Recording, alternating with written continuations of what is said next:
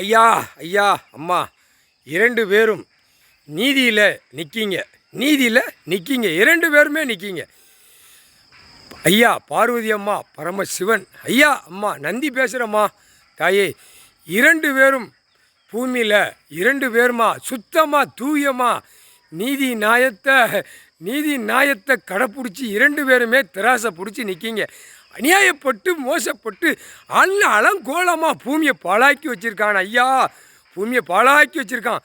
மூளை கொடுத்துருக்கிய, வாய் கொடுத்துருக்கிய, 2 கை கொடுத்துருக்கிய, 2 கால் கொடுத்துருக்கிய, அறிவேட்டத்தனமாக ஆணும் பெண்ணுமா நாசம் பண்ணி வச்சுருக்கான்.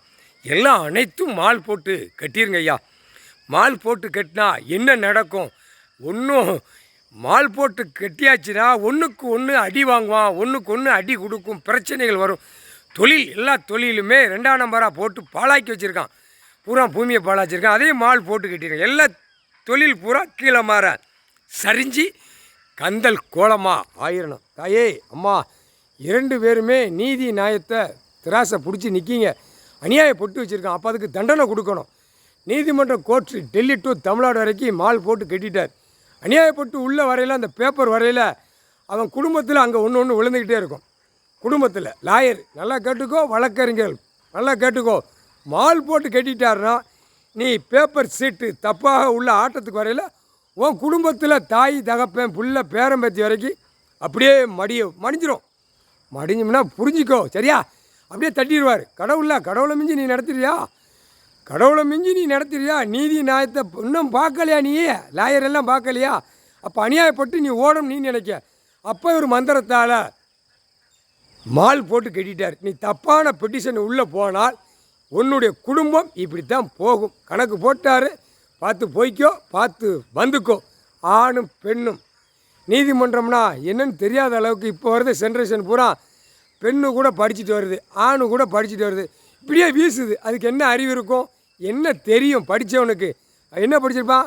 இது ஒரு படிப்பா அப்படின்ட்டார். தப்பு செஞ்சவனுக்கு தண்டனை வாங்கி கொடுக்குறவன் தான் வழக்கறிஞர்கள். எல்லாம் சட்டத்தில் ஓட்டுங்க. பிற அரசியல்வாதி பூரா வளர்த்து ஒரு ஆள் உயரத்துக்கு அந்த பெட்டிஷனை சேர்த்து வச்சுருக்கான். பூரா டூப்ளிகேட்டாக சேர்த்து வச்சுருக்கான். 2ஆம் நம்பராக சேர்த்து வச்சுருக்கான்.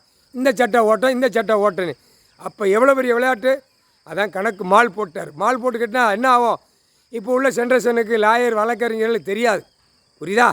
40 வயசு 50 வயசுக்கு மேலே உள்ள லாயர்கிட்ட போய் கேளுங்கடா. இல்லை இப்போ சின்னஞ்சிரிச்சுமா உள்ள ஆடுதில்ல வழக்கறிஞர், போய் 50 வயசுக்கு மேலே போய் கேளு, இந்த ஐயா அம்மா மால் போட்டு கட்டிதாங்க என்ன அப்படின்னு சொல்லி கேளு. அவன் விட கொடுப்பான். மால் போட்டு கட்டியாச்சுன்னா நீ செத்து போவாடா, மடிஞ்சு போடான்னு 50 வயசுக்கு மேலே உள்ள லாயர்கள் வழக்கறிஞர் நாக்கை இழுத்து வெளியே சொல்லுவாங்க. அதுதான் கணக்கு. புரிஞ்சிக்கோ. நீதிமன்றத்தை அவமதிக்காத. நீதிமான் பூமியில் கணக்கு போட்டுக்கிட்டு இருக்காரு. இது ஒரு கொட்டு மேலே அடிச்சுக்கிட்டு இங்கே கைலாசத்தில் விடுதும் நினைக்காத. இப்போ மால் போட்டு கட்டிட்டார். இப்போ கைலாசத்துலேருந்து சேட்டை பண்ணவனை பூராமே மால் போட்டு கட்டிட்டார். கைலாசத்திலேருந்து சேட்டை பண்ணவனை பூரா அவன் வீடு வாசல் சொத்து சுகம் வச்சு ஆடுதானா அனைத்தும் மால் போட்டு கட்டிட்டார். சோழி முடிஞ்சியடா. ஆணும் பெண்ணும் முக்கால்